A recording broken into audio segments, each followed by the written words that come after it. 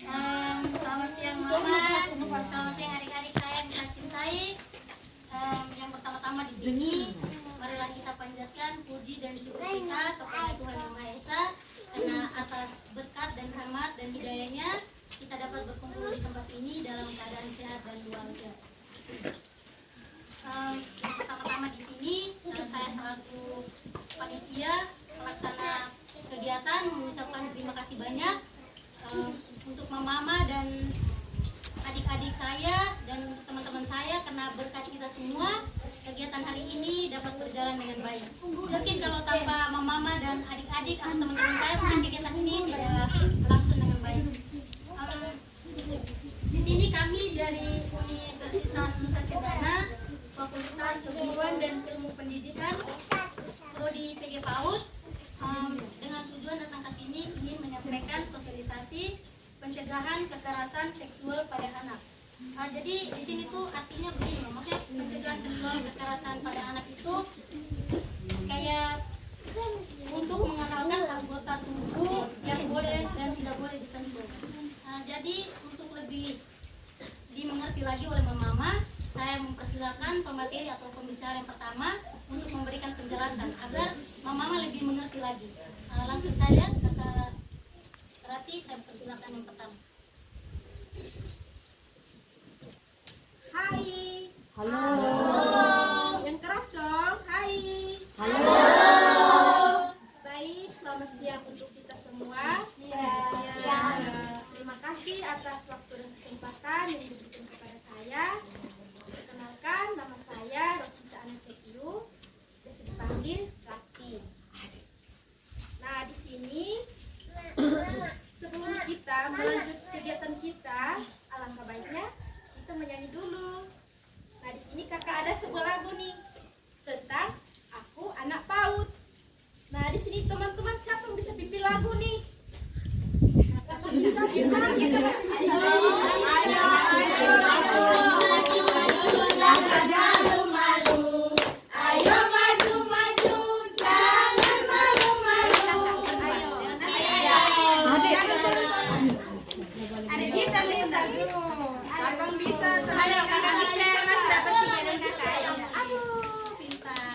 Dua leadernya ya, dua leader.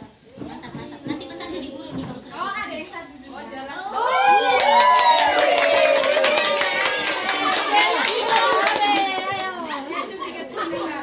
Dia bisa main. Ayo semua dulu.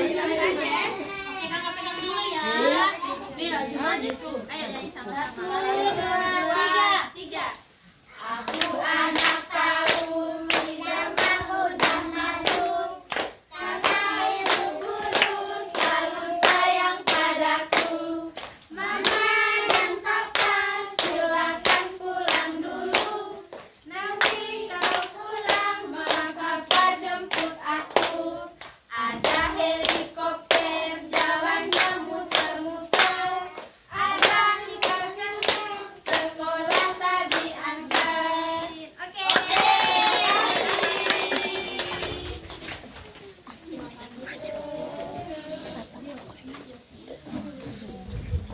Baik teman-teman, di sini kakak akan menjelaskan apa itu seksual. Jadi sebelum kita mengetahui lebih lanjut apa itu seksualitas, mengenai kekerasan seksualitas pada anak usia dini, terlebih dahulu kita harus mengetahui apa itu seksualitas. Jadi teman-teman, seksualitas itu lebih merujuk pada aspek yang berkaitan dengan identitas seseorang, perasaan, dan perilaku seseorang. Nah, jadi teman-teman, seksualitas itu adalah misalnya ini, teman siapa? Teman Tika. Nah, jadi bagaimana teman Tika merasa tentang diri teman Tika, dan bagaimana teman Tika mengungkapkan teman nama siapa? Bagaimana teman Tika mengungkapkan atau mengkomunikasikan perasaannya kepada teman Kesha. Nah, teman Tika bisa mengungkapkan perasaannya ke teman Kesha dengan melalui tindakan-tindakan yang telah dilakukan oleh teman Tika. Seperti ini, sentuhan, pelukan, misalnya teman teman Tika berpelukan dengan teman Kesha nih. Nah, dari situ teman Tika bisa mengungkapkan perasaan teman Tika pada teman Kesha. Entah itu perasaan Tika lagi sedih, senang. Jadi begitu teman-teman. Dan bisa juga melalui ekspresi teman Tika atau raut mukanya.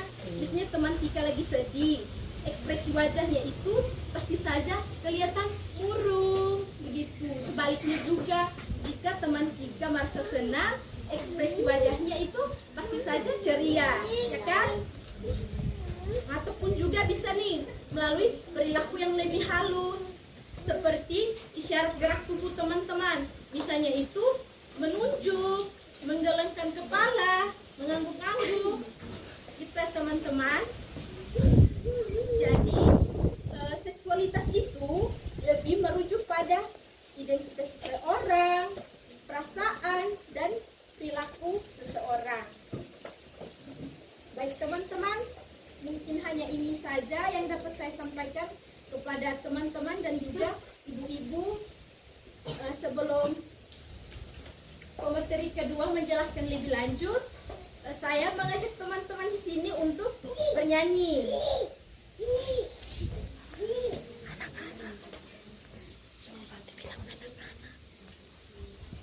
Oke, baik. Di sini saya ingin mengajak teman-teman semua tepuk semangat nih. Jadi di depan sini kakak akan geragakan ya. Setelah itu baru kita sama-sama tepuk semangat. Oke. Tepuk semangat ya, kakak ragakan dahulu. Setelah itu baru kita sama-sama. Teman-teman lihat ya. Tepuk semangat. Huhu. Ha-ha. Ha. Oke teman-teman, silakan berdiri teman-teman. Oke, adik-adik bisa berdiri, bisa berdiri. Biar kita lebih semangat lagi. Berdiri. Oke, kakak juga ya, ikut tepuk tangannya biar lebih rame lagi. Oke. Tepuk semangat.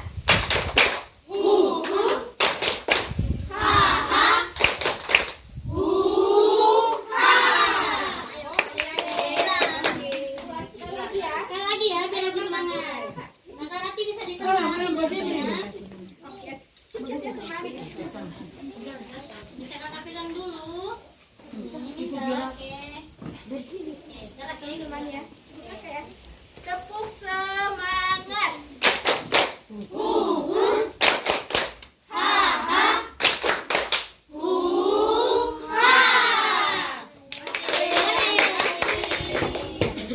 Baik, terima kasih. Selanjutnya saya kembalikan dulu. Baik, terima kasih untuk materi yang pertama telah memberikan penjelasan. Nah, sebelumnya itu saya sedikit memberi tambahan. Ya, jadi di sini kita memberikan pendidikan seksual pada anak-anak ini bukan hanya saja memperhatikan bahwa dia harus masa kayak kita mengajarkan kepada anak itu contohnya seperti kita memberitahu kepada mereka apa yang boleh dipegang dan apa yang tidak boleh dipegang. Contohnya seperti ini.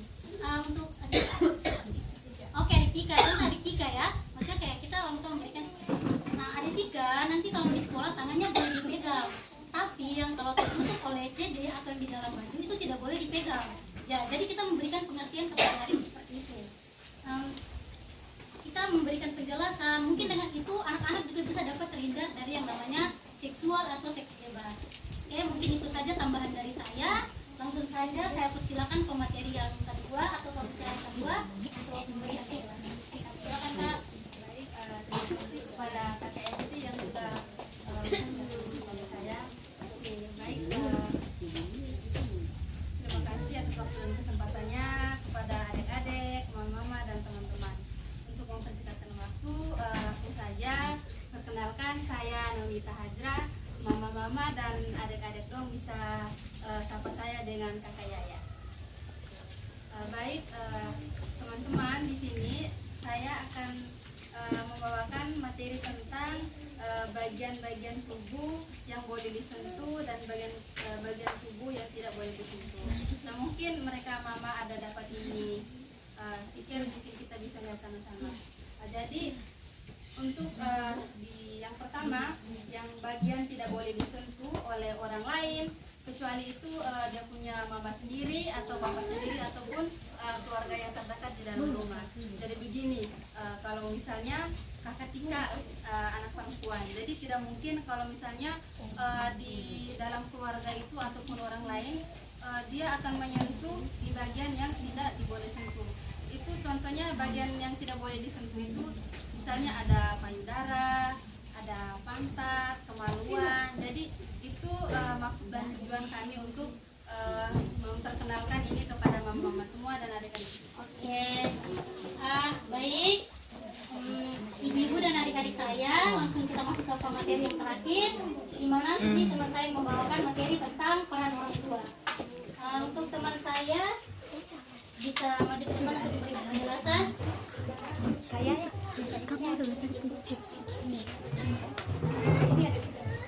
Baik, selamat siang semua. Terima kasih kepada MC yang sudah memberikan waktu dan tempat kepada saya. Di sini perkenalkan nama lengkap saya Melviana Tikneon. Di sini materi yang saya bawakan itu adalah peran orang tua mengajarkan kekerasan seksual kepada anak. Nah, di sini ada 3 peran, yaitu yang pertama selektif memilih teman. Sebagai orang tua, pasti saja tidak mau anaknya menjadi korban atau pelaku dalam segala hal. Jadi, sejak dini orang tua itu diwajibkan atau diharuskan untuk mengajari anak agar saat berada di lingkungan sekolah, lingkungan keluarga, maupun lingkungan masyarakat, ia mampu memilih teman sehingga tidak dapat berpengaruh dengan teman yang lain. Peran yang kedua itu memantau kegiatan anak secara online dan offline. Artinya, orang tua wajib memantau anak saat bermain. Memantau bukan artinya melarang, atau untuk memantau bukan artinya untuk melarang anak, tetapi di sini untuk memastikan anak pada saat bermain itu dia sedang baik-baik saja. Terus yang ketiga itu memantau anak secara offline. Dalam hal ini, seperti yang kita tahu bahwa sekarang itu perkembangan media teknologi itu sangat pesat. Jadi sebagian besar anak kecil itu pasti saja sudah memiliki handphone atau memiliki handphone yang mengakses untuk bermain game ataupun segala hal yang berkait dengan media sosial. Jadi peran orang tua itu ia memantau dan juga membatasi anak dalam menggunakan medsos sehingga tidak mengakses hal-hal yang tidak diinginkan dari internet tersebut. Ya, mungkin itu saja yang saya sampaikan. Saya kembalikan ke MC. Terima kasih. Oke, berdiri.